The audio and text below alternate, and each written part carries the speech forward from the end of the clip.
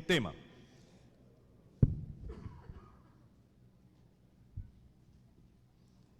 Temas a considerar en el cumplimiento fiscal de los regímenes especiales Panamá Pacífico y Zona Franca. Para esta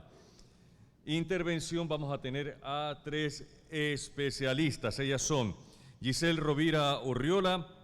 licenciada en Mercadotecnia, egresada de la Universidad Católica Santa María la Antigua, con estudios de posgrado en especialización tributaria de UNESPA y maestría en tributación y gestión fiscal de UNESPA, diplomado en ciencias administrativas de la Universidad Católica Santa María la Antigua, más de 17 años de experiencia profesional en firmas internacionales de auditoría, en donde ha brindado sus servicios en áreas de planificación, cumplimiento tributario de procedimientos, due diligence y mucho más. Ejerce el cargo de directora de impuestos de la firma RSM Panamá y es miembro de la Asociación Panameña de Ejecutivos de Empresa. La recibimos con un fuerte aplauso. Bienvenida, Magíster Giselle Rovira Urriola.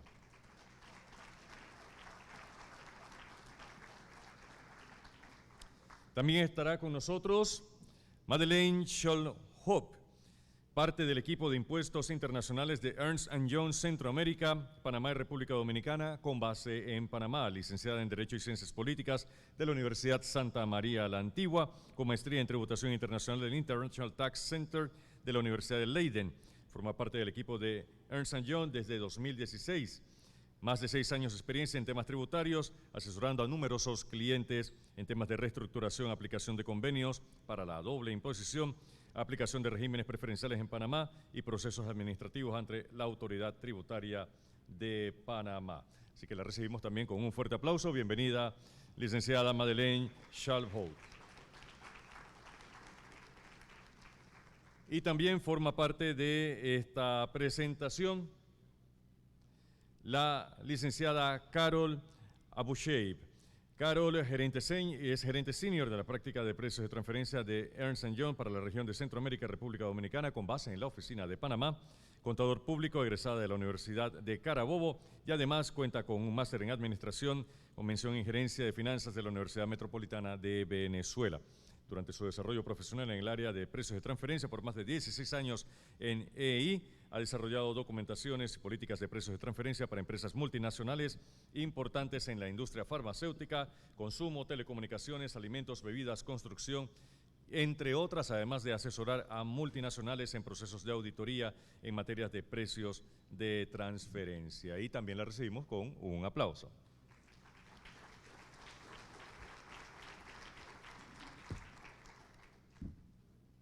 Estas 3 damas profesionales estarán a cargo de nuestra próxima hora de conocimiento, así que estemos muy atentos a todo lo que nos van a compartir porque sabemos que va a ser muy interesante. Los dejamos con nuestras expositoras.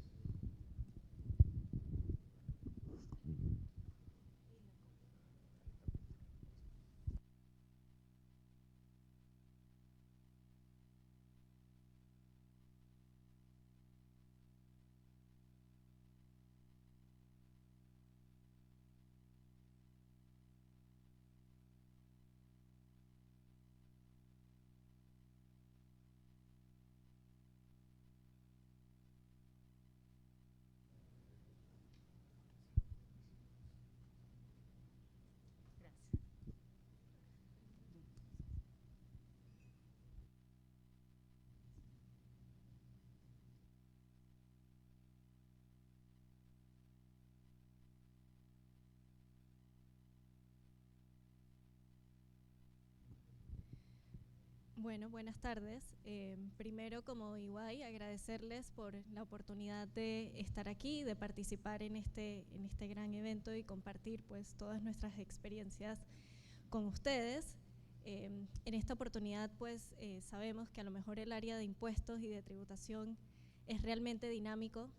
todos los días cambia y eso pues tiene sus ventajas porque da espacios para mejorar, pero al mismo tiempo nos representa el reto de mantenernos actualizados en todos estos cambios, inclusive pues los efectos que tiene para las empresas y sus negocios y nosotros como asesores en el servicio que les brindamos a nuestros clientes, ¿no? Por lo tanto, en este espacio o en esta oportunidad estaremos hablando sobre las generalidades de las obligaciones y el cumplimiento que se da bajo los regímenes de Panamá Pacífico, Zona Libre de Colón, Zona Franca, ir un poco sobre algunos temas relevantes y de actualidad, como es precios de transferencia y los requerimientos de sustancia, y hacer una breve introducción de los posibles efectos que pudiese tener la implementación de planes que se han venido desarrollando en la esfera internacional, como es el impuesto mínimo global bajo la acción 1 de BEPS. Entonces, como primer punto, vamos a ver, como les conversaba, sobre las generalidades de las obligaciones o los efectos impositivos que se tienen en cada régimen y así poder identificar qué áreas son similares y dónde pues, hay ciertas diferencias relevantes, ¿no? Sí, correcto. Buenas tardes. Un gusto estar nuevamente con ustedes. Tenemos un tema que quizás cuando vemos todas estas normas, Panamá Pacífico, todo lo que tiene que ver con regímenes especiales, decimos, bueno, ¿cuántas de las empresas realmente están envueltas en este tipo de regulaciones? Tenemos un dato estadístico, son 232 empresas que están bajo el régimen de Panamá Pacífico y sabemos que muchos de ustedes pues tienen esa responsabilidad de preparar una declaración de renta, de brindar una asesoría, de ayudar a los clientes que están dentro de estos regímenes a que realicen pues lo que era el cumplimiento tributario. Y uno de los aspectos más importantes, porque lo vimos en las presentaciones anteriores, lo que son los procesos que conlleva actualmente la preparación de, sobre todo de lo que es declaraciones de renta. Y dentro de estas encontramos que ya lo que para muchos era sencillo, pues ver cómo anteriormente se preparaba una declaración de renta. Algunos recordarán las oficinas viejas quizás de la DGI, donde las filas eran enormes y donde seguramente presentábamos el disquete y todo lo demás.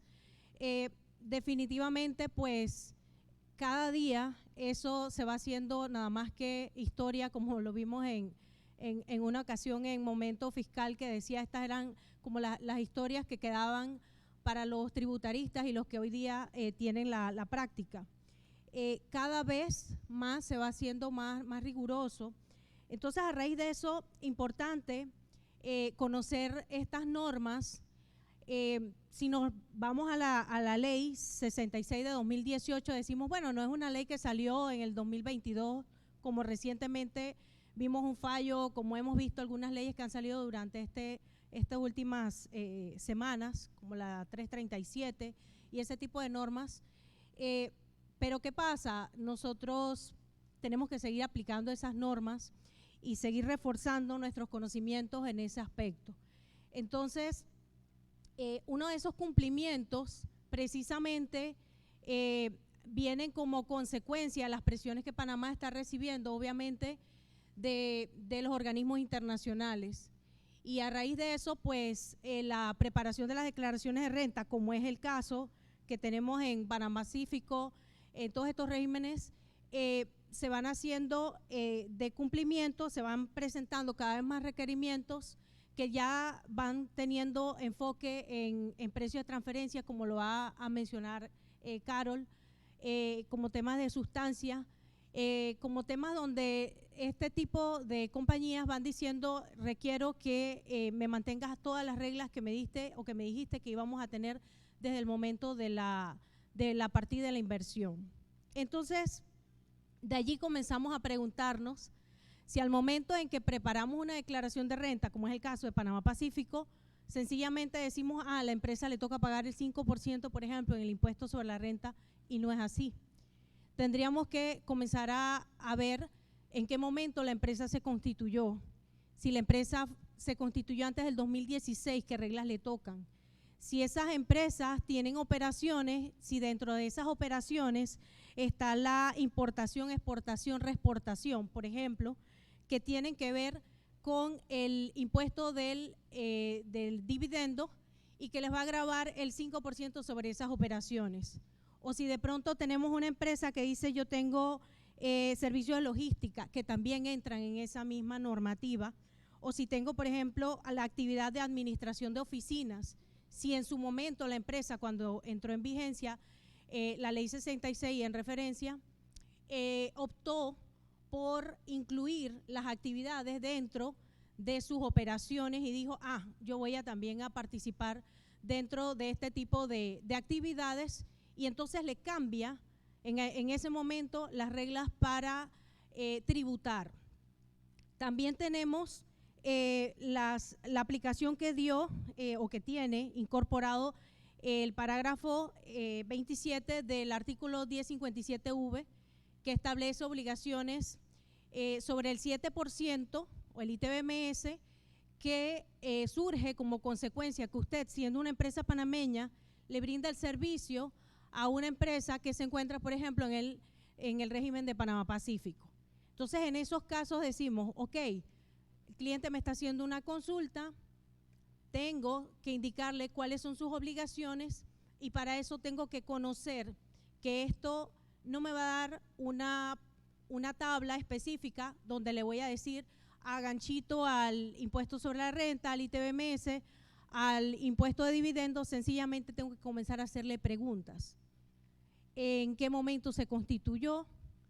Si la empresa, cuáles son las operaciones que está realizando. Sobre esas operaciones que está realizando, si le toca entonces pagar un impuesto de dividendos, si esa es la tarifa del 5%. Si ella se puede, por ejemplo, acoger a una tarifa reducida que pudiera ser a un 5%, pero si tiene créditos, como lo dice la tabla, que probablemente puede presentar los impuestos que le han sido retenidos en el otro país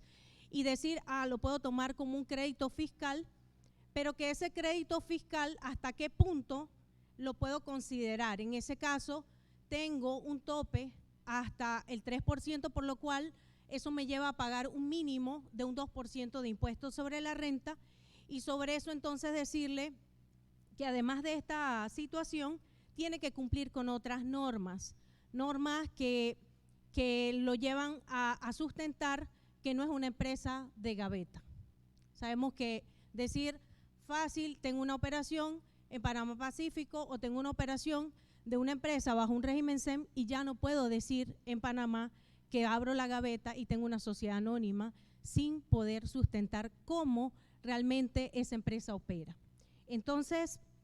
a manera pues de ir a cada uno de los impuestos que le corresponden, lógicamente nos llevaría un poco más tiempo, sobre todo son los 3 regímenes especiales. Sin embargo, importante considerar esto. El artículo 60 de la ley de Panamá Pacífico le dice que hay alguna serie de actividades que le son permitidas a realizar bajo ese régimen y sobre las cuales usted tiene una exoneración. Sin embargo, también le dice cuáles son esas actividades que aún estando realizadas desde ese régimen, entonces tributan diferente. De allí es donde entonces le hemos mencionado que estas actividades de administración de oficinas y demás tienen un tratamiento distinto. Sin embargo, toma en cuenta cuál es la fecha de constitución de la sociedad. De allí también el tema del impuesto complementario y el impuesto del aviso de operación. Sabemos que el impuesto complementario es un adelanto al impuesto de dividendos. Al final es un impuesto sobre la renta con el vestido distinto, y lo que dice es que si usted no ha realizado como mínimo el 40% de la distribución de sus utilidades, a usted le corresponde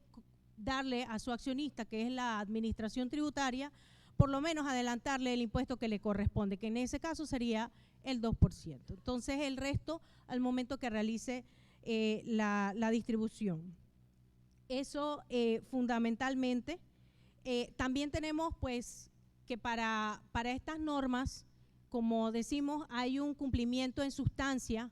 que queremos pues, Carol, si nos puedes avanzar un poco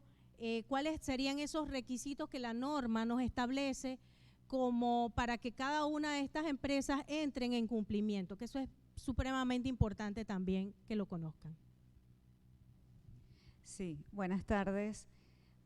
Quizás antes de pasar a evaluar los requisitos de sustancia, inicialmente traíamos un repaso, si bien ya ha habido una ponencia, un caso de los requisitos de precios de transferencia, queríamos un poco repasarlos previamente y posteriormente tocar el punto de sustancia que no está desligado del tema de precios, ¿no? En cuanto a precios de transferencia, tenemos 4 cumplimientos que, digamos, están sujetos a los regímenes de los cuales venimos a comentar, y sería en primera instancia el informe 930, que es el único cumplimiento que tenemos, para el cual tenemos fecha de presentación, ¿no? La no presentación del informe 930, que no es más que la declaración informativa de precios, acarrea una multa del 1% sobre el total de las operaciones llevadas a cabo por el contribuyente durante el año fiscal con sus entidades relacionadas. Como segundo cumplimiento tendríamos el local file o estudio de precios, que bueno, todos creo que conocemos y nos hemos paseado por el contenido del estudio, que muestra básicamente todo lo que serían los resultados de los análisis de precios. Un tercer cumplimiento, que es el master file, que no es más que la documentación de precios de transferencia que debe presentar o preparar el grupo, y la presentación de la misma localmente también recae la responsabilidad sobre el contribuyente local. Este master file, digamos que trata de exponer información general del grupo, las políticas de precios de transferencia del mismo, y pues normalmente no es requerido ser preparado por los grupos multinacionales que no están domiciliados en Panamá. Sin embargo, la parte importante acá es que los contribuyentes que forman parte de estos regímenes, que sí son domiciliados en Panamá, pues tienen la obligatoriedad de presentarlo en caso de requerimiento de la autoridad. Entonces, en estos casos, lo que aplica sería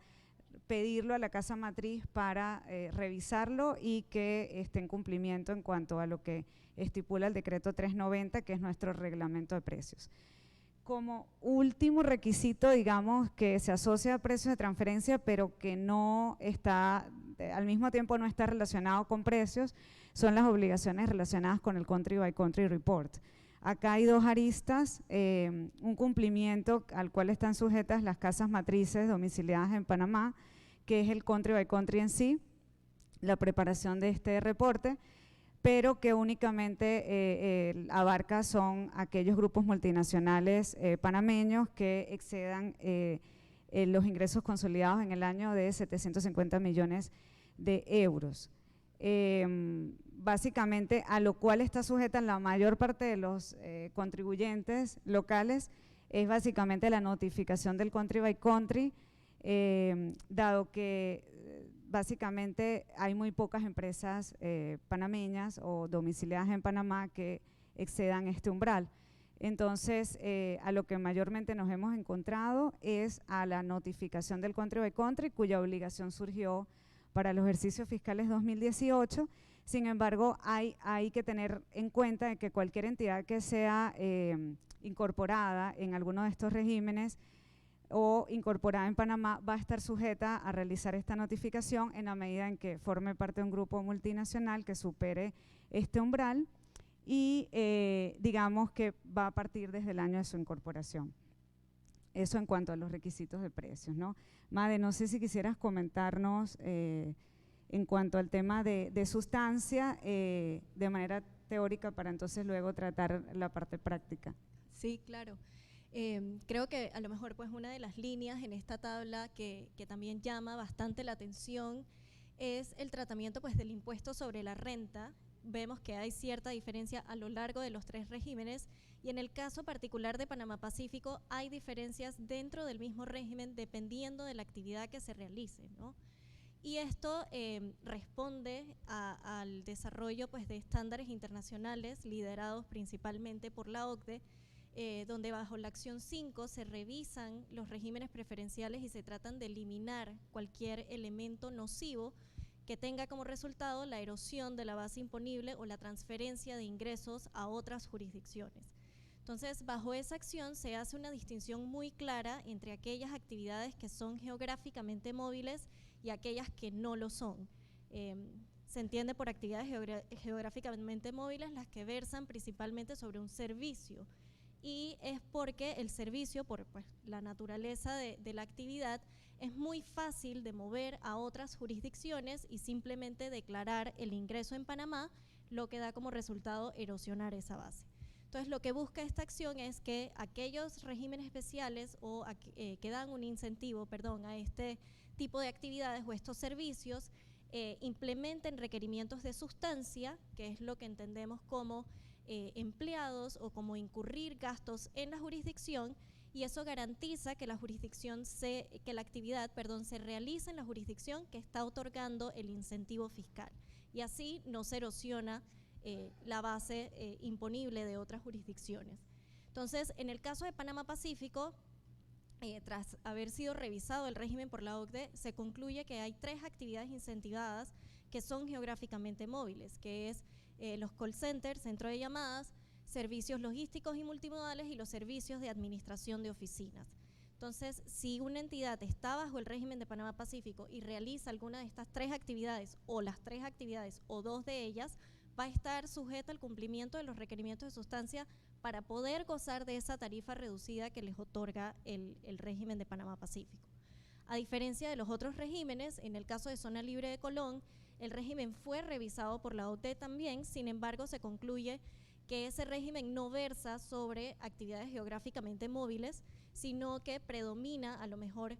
servicios más relacionados con manufactura y bienes, y por lo tanto está fuera del alcance de la revisión de la OCDE. En ese sentido vemos que en el régimen de Zona Libre de Colón no hay requerimientos de sustancia, como tampoco hay en el régimen de zonas francas bajo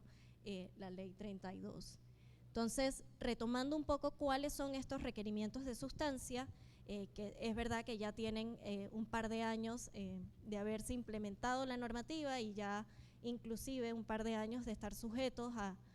este reporte, siempre es importante repasarlos porque de verdad que tiene mucha incidencia y es muy importante preparar toda la documentación y el reporte que se debe presentar en relación a estos cumplimientos, ¿no? Entonces, tal y como les mencionaba, en el caso de Panamá Pacífico aplica únicamente sobre estas 3 actividades: call center, servicios logísticos y multimodales y servicios de administración de oficina.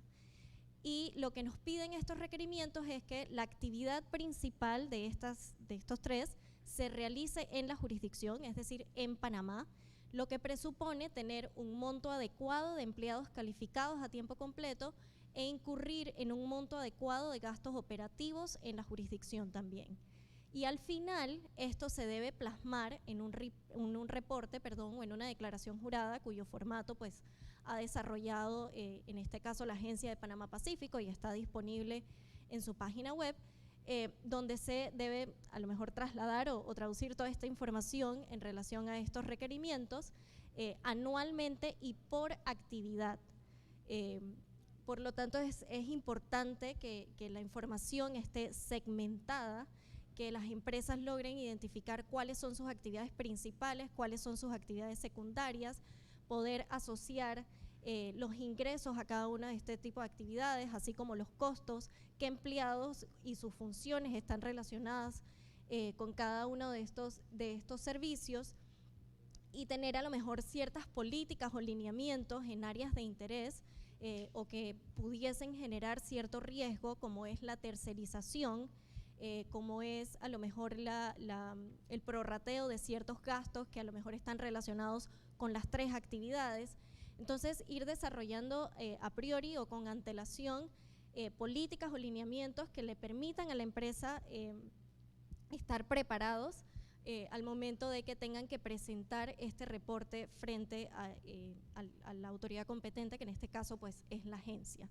Y eso es respondiendo al hecho de que únicamente en la medida en que se cumplan con estos requerimientos, la empresa podrá gozar del incentivo fiscal, es decir, de la tarifa reducida del impuesto sobre la renta. Y esto conlleva un proceso, o sea, la declaración jurada de sustancia se debe presentar en un plazo de 6 meses desde el cierre del periodo fiscal, y la Agencia de Panamá Pacífico tiene un plazo de 3 meses, prorrogable por 3 meses más, para determinar si la empresa cumple o no cumple con sustancia. O sea que también es importante que estén conscientes que la agencia se debe pronunciar sobre el cumplimiento o no de estos requerimientos, y en caso de que no se cumpla, entonces se le comunicará a la DGI para recaudar el excedente, es decir, que los ingresos van a estar sujetos al 25% en vez de el 0 o el 5% dependiendo de la actividad de que se trate, ¿no? Entonces, aquí también vamos a que Carol nos dé una perspectiva también práctica, porque igual más adelante lo veremos con detalle, la relación que guarda cumplir con los requerimientos de precios de transferencia con todo este tema de sustancia, ¿no? Entonces, desde una perspectiva práctica, ¿cómo se ven estos requerimientos a lo mejor en el día a día pues, de una empresa, y de nosotros como asesores en qué áreas a lo mejor debemos enfocarnos o debemos tener mayor cuidado o preguntar un poco más para poder asesorar a nuestros clientes, ¿no? Sí, gracias, Madre. Desde el punto de vista práctico, la revisión de los requerimientos de sustancia parte definitivamente de un ABC de la definición de las actividades sujetas al requerimiento, ¿no? Como comentaba Madeleine, lo principal es definir yo como empresa si estoy sujeta al requerimiento y bajo qué actividad estoy sujeta. Punto importante, existen empresas dentro de Panamá Pacífico que se encuentran sujetas por una determinada actividad y llevan a cabo otras actividades que no están sujetas al requisito de sustancia. Entonces, aquí es donde tal vez surge la necesidad de la segmentación, ¿no?, de las actividades, como mencionaba Madeleine, o una segmentación financiera de ingresos, costos y gastos asociados a las actividades que se encuentran sujetas al requisito y a las que no, ¿ok? Entonces, siguiendo con el análisis de las actividades, que es el primer paso desde el punto de vista práctico para demostrar el cumplimiento de requisitos de sustancia, básicamente en lo que debemos centrarnos es en qué actividad o bajo qué actividad estoy sujeto. Por ejemplo, si estoy sujeto bajo una de las actividades que estipula la normativa, como la administración de oficina, entonces debería de definir con base en esa actividad cuál es mi actividad principal y cuál es mi actividad secundaria. La normativa en cuanto emitida por la Agencia de Panamá Pacífico en cuanto a los requerimientos de sustancia estipula el concepto de actividad primaria como toda aquella actividad que genera los ingresos susceptibles al beneficio que ofrece el régimen. Entonces, mientras que yo preste, por ejemplo, un servicio de administración de oficina, toda la facturación generada por este servicio obviamente va a ser la que va a estar sujeta a la revisión, ¿no? A su vez también define la actividad secundaria como todas aquellas actividades accesorias o que deben llevarse a cabo de manera preparatoria o básicamente en soporte a la actividad principal, pero que por sí mismas no son capaces de generar ingresos sujetos al beneficio. Entonces, se pudiera interpretar entre líneas de que pudiera ser costos o gastos que la empresa tenga que incurrir para llevar a cabo su actividad principal. Entonces, esa en la parte práctica es como la parte más importante de la revisión de los requisitos de sustancia, porque basados en esta, digamos, en la definición de las actividades, luego debemos hacer todo el análisis, ¿no? Posterior a eso, lo que buscan los requisitos de sustancia es validar, como comentó Madeleine, que el ingreso generado por estas actividades estén realmente, digamos, o los ingresos facturados estén realmente llevados a cabo, o las actividades sean realmente llevadas a cabo por la entidad que opera en el régimen, ¿no? Entonces, la única manera de detectar esta situación es básicamente haciendo una revisión de las actividades reales que la compañía realiza, la cual en la práctica normalmente se puede hacer a través de un análisis funcional, lo que conocemos los expertos en materia de precios de transferencia, entrevistas de análisis funcionales. Esto a efectos de precios de transferencia tiene un propósito específico, pero para el tema de sustancia es de mucha utilidad, dado que nos permite obtener una foto o básicamente identificar todas las actividades que realiza la compañía en términos de los departamentos que ella tiene, los empleados que que operan en estos departamentos. Entonces, este análisis funcional en la práctica ha servido como básicamente un elemento muy importante como para recabar toda la información necesaria para detectar pues si la compañía está o no en cumplimiento con las actividades que dice, digamos, bajo las cuales, digamos, va a aplicar el requisito de sustancia que están aprobadas por la licencia. Este análisis funcional también nos permite, como comentaba Madeleine, detectar si la compañía está o no, o cuenta o no con los empleados suficientes y adecuados y además idóneos, que son pues las palabras, y calificados, que son las palabras que emplea la guía. Básicamente porque al pasearse por todas las áreas de la empresa, pues nos permite ver si, y de hecho las entrevistas se hacen con las personas, que componen estos departamentos, nos permite ver si realmente esas actividades sí son llevadas a cabo por empleados que la misma empresa tiene y que forman parte, digamos, de la compañía acá en Panamá. Y aunado a esto está el tema de la tercerización, que en la práctica, bueno, antes de pasar al tema de la tercerización, quizá vale la pena dar un ejemplo claro de lo que hemos visto, por ejemplo, en la práctica, en cuanto a lo que ha sido el análisis de los requisitos de sustancia para algunas compañías. Y estos ejemplos, de hecho, están claramente definidos en las guías emitidas por la autoridad de Panamá Pacífico, que, por ejemplo, en el caso de todas aquellas, si yo soy una entidad que llevo a cabo servicios logísticos, por ejemplo, que es otra de las actividades que está sujeta al requerimiento de sustancia, yo debería o cuando hagamos el análisis funcional de una entidad como esta, deberíamos de pasearnos o encontrarnos con departamentos, digamos, asociados a esta actividad, como lo son importación, exportación de inventarios, la parte de la sección operativa de la empresa, obviamente todas las áreas logísticas, transporte, si es el caso de que es una empresa que puede llevar a cabo servicios de transporte, en fin. Entonces básicamente toda la información que recabemos en este análisis tendría que estar concatenada con las actividades. Y el último aspecto importante que capaz es importante resaltar, de acuerdo a lo que comentó Madeleine, es la tercerización. En la práctica, la tercerización, digamos que hemos visto diversos casos en los cuales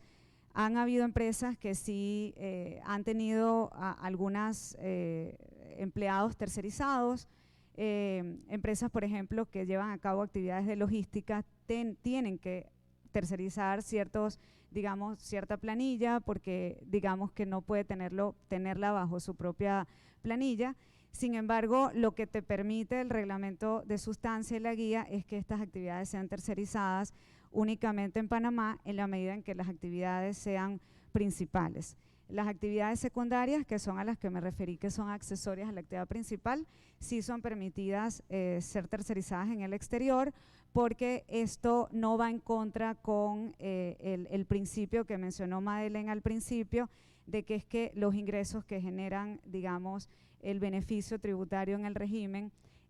no van a estar siendo violados, es decir, van a estar siendo llevado a cabo por personal local, ¿no? Finalmente, con relación al tema de los reportes, en la práctica, digamos, se ha entendido mucho que el único reporte al cual están obligadas las entidades que operan en Panamá Pacífico que se debe presentar es la declaración jurada, y efectivamente es el único reporte que tiene una fecha de presentación. Sin embargo, la guía y el reglamento estipulan una serie de documentación adicional a la declaración de sustancia que debe ser también presentada a requerimiento de la agencia en caso de que se abra alguna auditoría. Como bien Mae comentó, la agencia está en la potestad de requerir información adicional y soporte de la información que se reporte en esta declaración de sustancia. Entonces, no solamente los estados financieros auditados, que de hecho ya son requeridos como parte de esta declaración, sino cualquier otra información soporte, como registros, contratos, intercompañía, en fin, ¿no? Cualquier documentación. Importante en este punto, la recomendación siempre ha sido que La declaración de sustancia no debe ser una declaración que se debe presentar, como comentó Maden, debemos llevarnos en mente que no se debe presentar como por cumplir el requerimiento. Es una información bastante sensitiva, la cual la Agencia de Panamá Pacífico va a analizar. Entonces, lo recomendable en este caso es que a lo interno cada entidad verifique su cumplimiento de sustancia a través de análisis previos a la presentación de esta declaración. Sí, ahí también pues para complementar y resaltar un poco los aspectos que ha comentado pues Carol y un ejemplo que nos permite ver igual la importancia o la sensibilidad que tiene esta información, en que no hay tampoco mínimos ni máximos en cuanto a los empleados o los gastos incurridos, ¿no? Y un ejemplo claro podría ser una entidad que presta servicios de administración de oficinas con 5 o 10 personas pudiese satisfacer el cumplimiento de sustancia en comparación, por ejemplo, a un call center que puede tener 100 empleados o más. Entonces, es un análisis también muy de caso por caso, en el que es necesario conocer realmente la operación de la empresa y entrar a desglosar o segmentar un poco esa operación en relación con las actividades, los ingresos, los gastos, el personal, y todas estas áreas que al final nos pide llenar el reporte, ¿no? Entonces este era un ejemplo igual práctico para que vean que aunque los ejemplos te hablan pues de tener un monto adecuado, muchos clientes nos preguntan, pero yo tengo 5, ¿eso es suficiente? Bueno, no hay a lo mejor una fórmula exacta o un número exacto que nos pueda garantizar el cumplimiento de sustancia, sino que es un análisis mucho más técnico y profundo de la operación de la empresa, ¿no? Entonces, aquí igual para entrelazar un poco las 3 áreas y como les comentaba anteriormente de cómo guarda relación una cosa con la otra, y un approach a lo mejor un poco más holístico de todas las obligaciones fiscales que tienen las empresas, queríamos conversar sobre esto, la incidencia que tiene la información que declaramos en la declaración jurada de renta, lo que reportamos a nivel de la declaración jurada de sustancia y la información que presentamos en el informe de precios de transferencia, en el estudio de precios de transferencia, ¿no? Entonces, a lo mejor pues Giselle, si nos comentas un poco de esas casillas en particular de la declaración jurada de renta que hacen esa conexión con estas otras obligaciones. Sí, correcto. En efecto, bueno, hemos visto casos donde las casillas evidentemente pues han sido mal utilizadas, o el entendimiento quizás de la norma erradamente, donde sencillamente no correspondía utilizar una casilla de operaciones con partes vinculadas, y por ende el cliente pues termina en un proceso complicado ante la administración tributaria, cargando lógicamente con montos exagerados, porque de pronto tiene una operación 100% libre de impuestos y termina pues con una carga en sanciones innecesarias. Adicional a eso, pues cada vez el formulario de declaración de renta se va haciendo o se busca quizás ser un poco más amigable. Para eso las instituciones han estado realizando reuniones donde han participado varias de las firmas y de alguna manera ir buscando que esa declaración de renta vaya teniendo como más coherencia con la normativa. Eso por un lado. Por el otro, interesante lo que nos comentaban las compañeras, porque, a ver,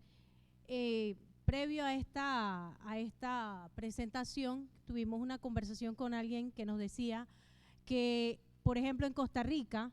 las operaciones para este tipo de regímenes especiales, donde se probaba si había o no sustancia, definitivamente no le decían, a ver, muéstrame 5 empleados o 10 empleados, no. Ya estaban calculando una fórmula para determinar cuál era el número de salario, el valor absoluto de acuerdo a su inversión, en lo que usted tendría entonces que soportar o sustentar sus declaraciones de sustancia. O sea que aquí nosotros estamos apenas comenzando. Claramente nosotros tenemos menos experiencia que muchos de los países de la región y nos dicen, realmente el informe que se está presentando ahorita, pues prácticamente es como, ¿sabes? Como que están comenzando. Esto probablemente más adelante vamos a ver que se va a tener que hacer una relación, como dice Madeleine, de pronto un call center tú puedes tener 100 empleados, pero ¿cuál es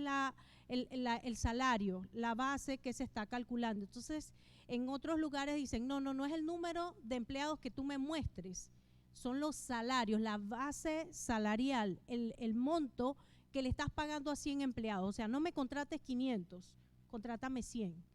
Pero 100, ¿a qué base? Porque muchas de las cosas que nosotros entendemos de esta norma o de estas normas es que se busca aumentar el empleo, ¿cierto? Se busca mejorar la preparación del personal, del nacional, se busca la inversión, se busca traer tecnología y realmente cada vez estos requisitos van dirigidos hacia ese objetivo. Entonces,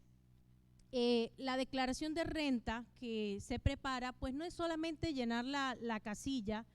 ¿Qué pasa, por ejemplo, si una vez se ha presentado esta declaración de sustancia, sencillamente 2, 3 meses, 6 meses después, le llegan a un proceso de auditoría y le dicen, esto no cumple? O sea, usted se aplicó una tarifa reducida, a usted no le cabía como declaración de renta sustentar un 2%, un 5% de las operaciones. Es que en forma, en cada una de las líneas yo cumplí, pero sustancialmente no. Entonces, 6, 8, 10 meses después, usted como contador que refrendó esa declaración de renta, le dicen, venga acá, mire, usted me dio esta asesoría, ¿qué es lo que está pasando? O sea, van a tener algún tipo de responsabilidad, obviamente, por lo que se está llevando. Entonces, el resultado no sale, como lo hemos visto también con el tema de la aplicación de las normas de precio de transferencia, no le sale a los 3 meses, no le sale a los 6 meses. Ustedes están viendo situaciones que vienen de determinación de impuestos del 2012, incluso donde las normas ya hoy cambiaron. Entonces, esa es la parte que es muy, muy importante y que realmente como un poco de conclusión, pues para dejarles a ustedes pues esa inquietud. Hoy tenemos una normativa, 5 años después puede que cambie, entonces cada vez se va apretando un poco más los controles y sobre esa base pues dejarles a ustedes de que es importante que sencillamente pues la declaración de renta no es solamente completar casillas, no es solamente pues buscar información, sino que cada vez esto tenga mucho más coherencia con las normas que están vigentes a la fecha que estamos presentando esas declaraciones. Sí, bueno, en línea con lo que comenta Giselle con relación al llenado de las casillas, ¿no? Un tema súper importante que a lo cual pues nos hemos completamente siempre enfrentado y por el cual se han originado la mayor parte de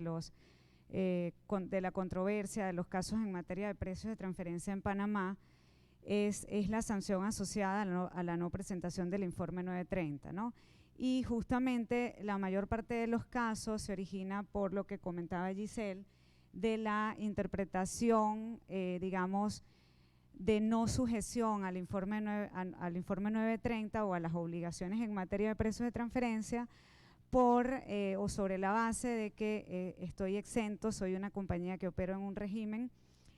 como los que hemos estado viendo, estoy exento del impuesto sobre la renta. Entonces, sin embargo, las casillas de la declaración de renta de igual manera se han llenado con esta información y los informes 930 no han sido presentados y entonces ahí es a donde surge la discrepancia entre ambas información, ¿no? Con relación a esto, pues lo que les queremos traer y aspecto importante ha sido un poco la posición, ¿no?, de lo que ha sido el criterio de sujeción en materia de precios de transferencia emitido en las resoluciones de la DGI, los fallos emitidos por el TAT y la Corte Suprema con relación a la sujeción estipulada en el 762D del Código Fiscal. No solamente digamos que esta sujeción es interpretada para aquellas o es interpretada por estas autoridades, ¿no?, para aquellas operaciones correlacionadas que impacten el impuesto sobre la renta, sino que además ha sido extendida a la base del impuesto complementario, ¿no? Entonces, claramente es una jurisprudencia que debemos de tomar en consideración ya con la actual situación de lo que es el régimen de precios de transferencia medianamente maduro que tenemos en Panamá, ya habiendo, como dice Giselle, ha transcurrido algunos años de varios casos, ¿no? Entonces, lo que nos indica estos fallos y estas decisiones es que definitivamente antes del llenado de las casillas de la declaración de renta, debemos de previamente determinar nuestra sujeción al régimen de precios de transferencia para entonces de esta manera no generar discrepancias con el informe 930, ¿no? Sí, de acuerdo. Igual, bueno, resaltar dentro de la relación que se dan en estas tres obligaciones las fechas de cumplimiento, ¿no? Tanto sustancia como precios de transferencia es 6 meses después del cierre del periodo fiscal. Sin embargo, en el caso de sustancia no quiere decir que a lo mejor vamos a esperar el mes antes o 2 semanas antes para intentar cumplir con estos requerimientos, sino que sustancia se debe cumplir a lo largo de un periodo fiscal y está sujeto a revisión anualmente por cada una de las actividades que estén sujetas a estos requerimientos, ¿no? Entonces, aunque el plazo se pueda ver un poco extenso, por decirlo así, considerando que son 6 meses después o que la declaración jurada de renta se presenta antes de presentar la declaración jurada de sustancia, debe haber esa coherencia o ese razonamiento general o desde una perspectiva más amplia en relación con la operación de la empresa. Y ese razonamiento se debe ver reflejado a lo largo de estas tres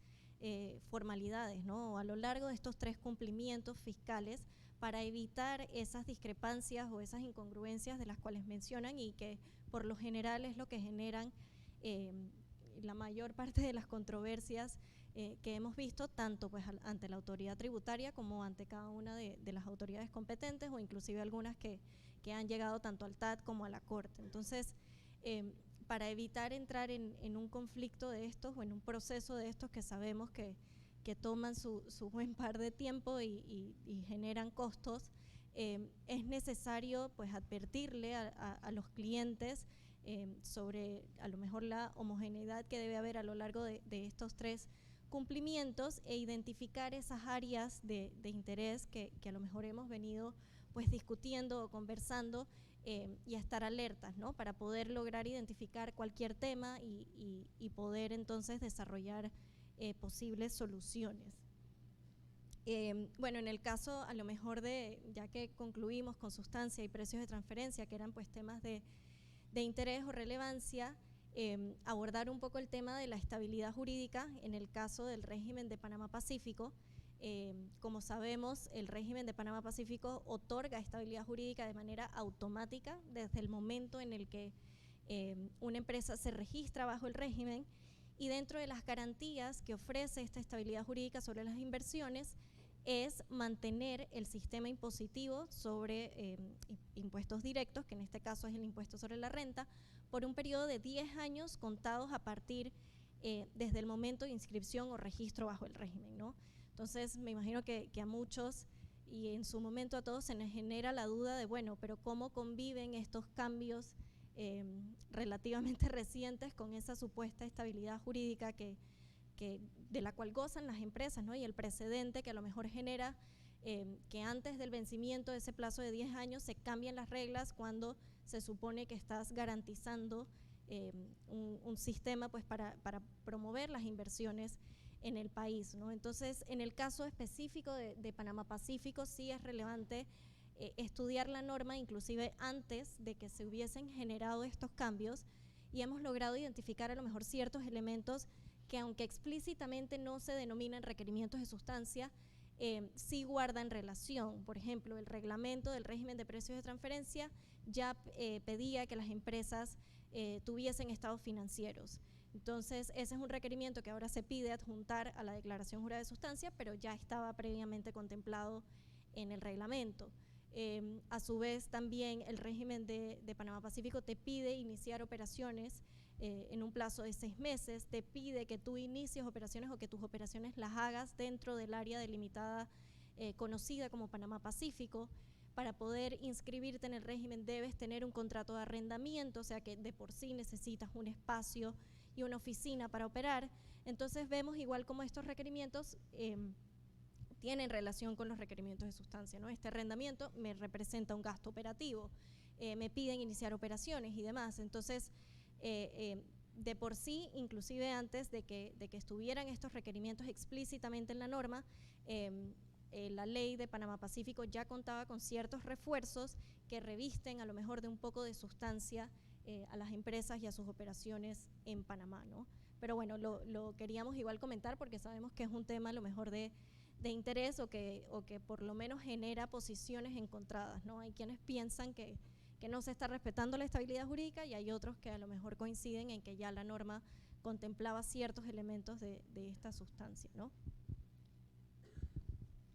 Sí, bueno, creo que habiendo comentado acerca de los requerimientos de manera general y cumplimientos que creemos haber abarcado mucho de los aspectos de interés,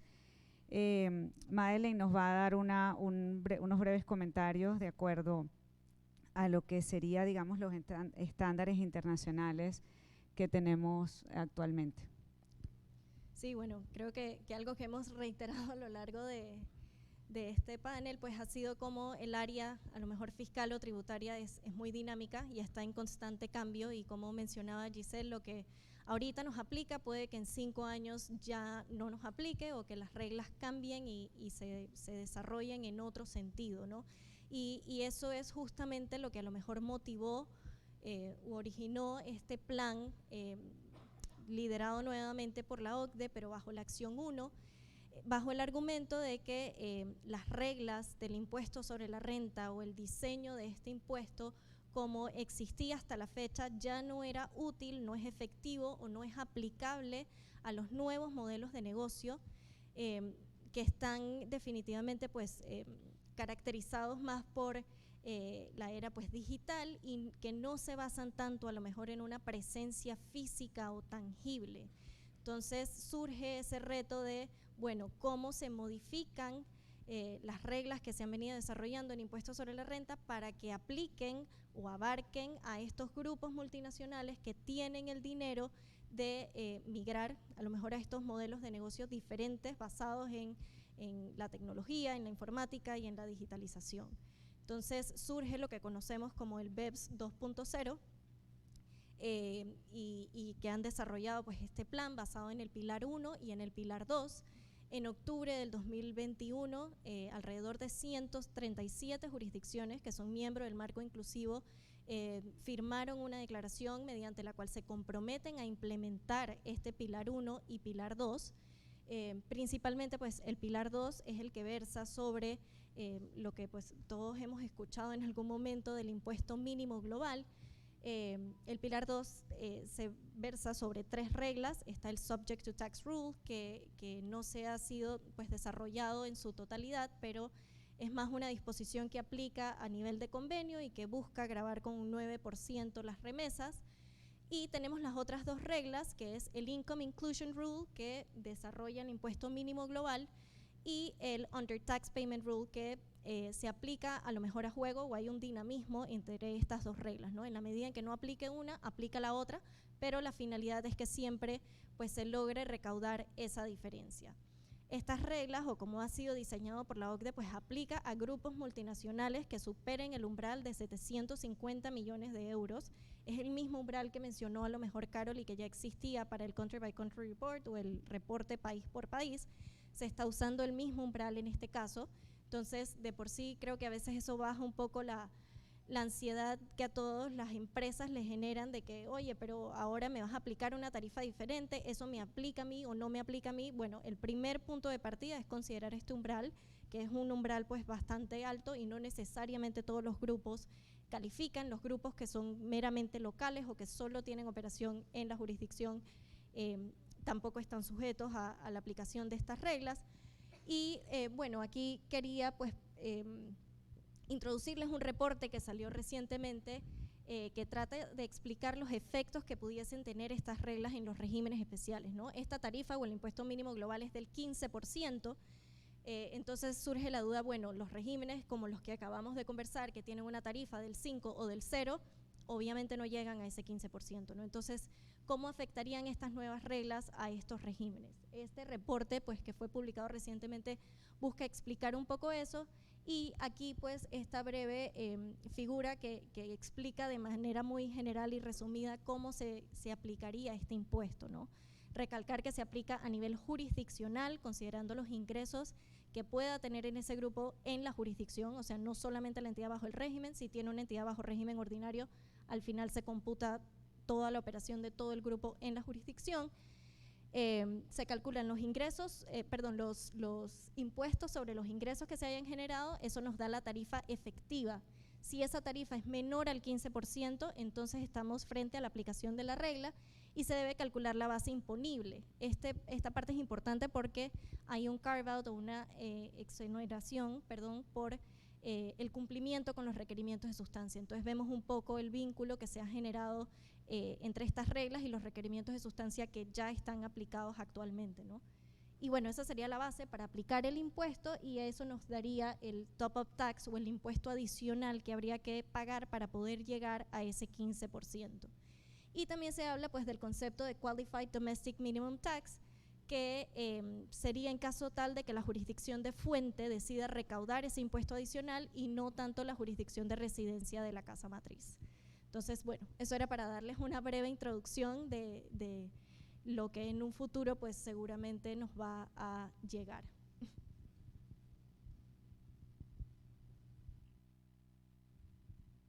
Bueno, muchas gracias al colegio por este espacio